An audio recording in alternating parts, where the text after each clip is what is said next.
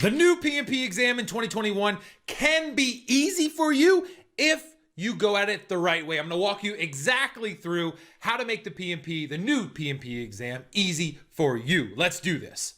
All right, so there are 3 things that you need to do as you prepare for the PMP exam that will make it easy or make it a terrible, no good, very bad experience, all right?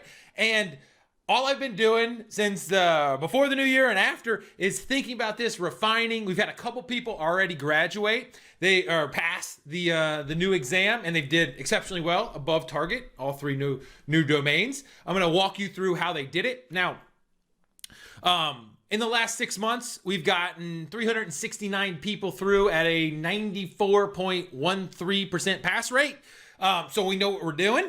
And I'm going to talk you through kind of the same things that worked before will work after the new change. Now, there's 3 big points. We lead all our students through 3 big things, which is a little bit different, but what we need to do is, the way you need to think about it right now, there are 3 things that you got to make sure that you nail down in order to increase your chances up to the almost 100% pass level, okay?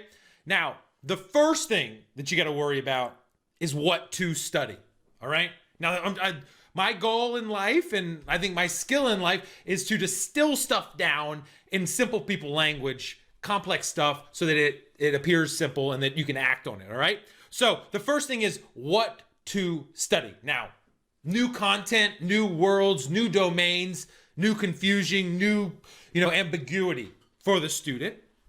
Now, as I've looked and dived down deep and looked through the content and got all deep and listened to the students who come back and talk about their experience, what are we studying?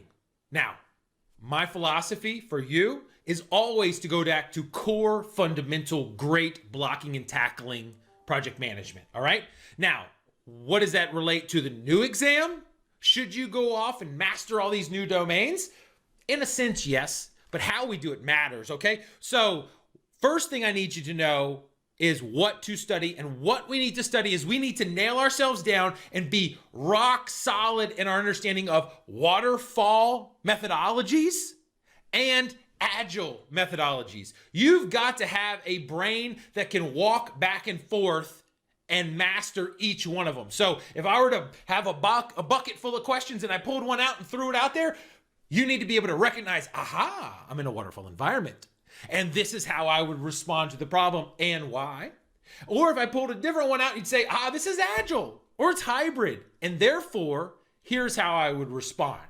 So what do we study? We don't get fancy with this. We get specific and detailed, and we go through the actual granularities of each methodology or in each model of project management, okay? So we want to nail down, let's not get fancy about this. You've got to nail down waterfall and you've got to nail down agile, okay? So now we know what we have to do, see it out there on the path. We got to talk about number 2, how do we do it, okay? You know I'm an anti-memorization guy. Most hated PMP trainer in the world, in the sense that, like, I tell everybody, the things you're having people do, memorize, wrong, shouldn't do them, stop it, you're hurting people. And from a student's perspective, how you approach this material, we know what we have to study, waterfall and agile, right? But how we do it matters. Now, I have taken the how to like level 12 or whatever. We were at level 11. We went up to level 12 now. I think that you got to go and understand origins. So what does that mean?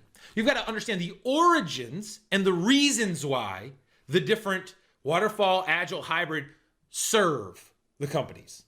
What environments do they succeed in? What environments and what problems do they solve? What environments are they best used for? Heck, why were they developed and by whom? If we can understand that, the origin story, kind of the behind the music kind of thing, you can understand when you go into them, you're getting the forest for the trees. You can see the big picture. So you've got to nail down the 2 disciplines. And what you got to do and how you study into them is you've got to know why they exist. And then you have to walk through the detailed processes that exist inside of them. And as you think about a forest, there's a lot of trees and shrubs and pine cones and squirrels and all kinds of stuff through this forest of Waterfall and Agile. We need to distill it down, find out what the core, most valuable components are and how they interrelate and serve the greater purpose. That's what we do really well. That's what you need to do. That's how you simplify your time and efforts and cut them all down and really get good at answering these situational questions. And so number one was, what do we study? We know those two landscapes. Great. How do we go about it? We have to take the why approach. Why do these things exist? Why were they developed? How were they developed and by whom? How do they operate? Why do these different mechanisms go like this? We're not filling our brain full of all these facts. We are understanding the logic. We're becoming a philosopher on this and a navigator of the methodology so that we can place ourselves anywhere in, identify, and work through it. Okay? Now, number three, super important. How the heck do you know when you're ready to go? How do you know when you're ready to pass? Now, the way that we do it is that when you can teach it in a way, you're ready to roll. Now, do you have to go up there in 40-hour class and do all this jazz and have a PowerPoint that bores everybody to death? No, that's not teaching. That's wasting people's time. Now, the way you know if you're ready and you go, and the way you can feel like you can teach is if you can have a situation that just pops up. Think about when you master anything at your job. You have some calm confidence and a certain amount of humbleness too, that you say, hey, throw me into anything. I'm gonna be able to diagnose it and figure it out. Same thing here with questions. The reason, or when you know you're ready is when you can be placed in any question, not have any kind of data dump, not have any kind of anything else, and just actually walk through and answer the questions well, okay? And be able to explain the surface level understanding, the deeper level, and why you're making decisions, and what would the consequences be of making each decision. Now, if you can do that, and when you can do that, that's when you know you're ready. The question is, how do we do it? And we thought about like what we look at. If we look at the wrong stuff, we're never going to get there, obviously. If we study the wrong things, we're not going to get there because we know where we need to go, deep understanding that we can explain things. So if we go in the wrong directions, you ain't going to get there, right? Second thing is, if we don't study it the right way, you're going to waste infinite amounts of time worrying about the wrong stuff, and it can't build deep understanding if you're focusing on all the points and not the system that exists. So really challenge yourself that, are we focusing on the right stuff? Are we navigating the path right? And am I forcing myself to explain it at a regular pace to a 3-year-old? Maybe not a 3-year-old, because I don't know. I kind of have almost a 3-year-old. I don't know if they can understand project management, but you know, a 3rd grader, if you will. Can you explain it to them? Can you make it make sense? And could you explain it to the super fan? So you got to go both. You got to go to the 3rd grader, and you got to go to the PhD level person. You got to be able to explain it to both in a simple way. That's what you got to do. All right. So this is not a daunting journey.